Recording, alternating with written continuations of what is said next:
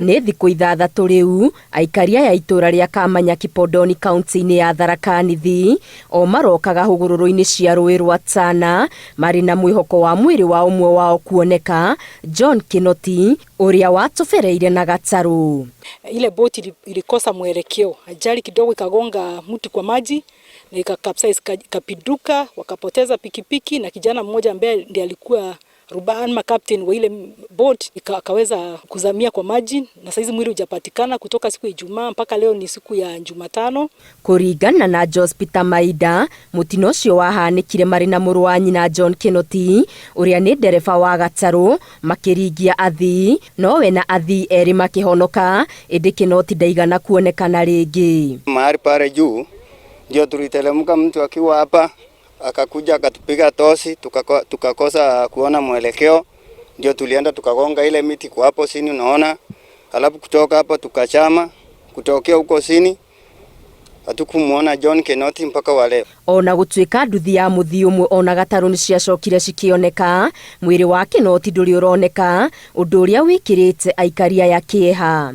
Na vijana wameingia kwa maji, wamedive, wametafuta mwili, wamekosa.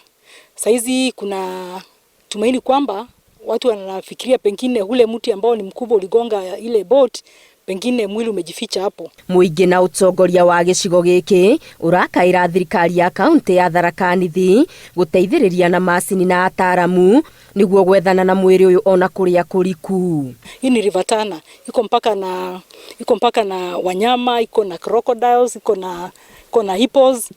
Tutafutiwe watu na njia ambayo tungeweza kutafuta nayo mwili. Nafikiri tukisaidiwa hapo, pengine pia nimeona vijana hapa wanaweza kutusaidia. Hapa nimeambiwa na chief kuna vijana wanajua maneno ya maji, tutasaidiana. Si ni kweli?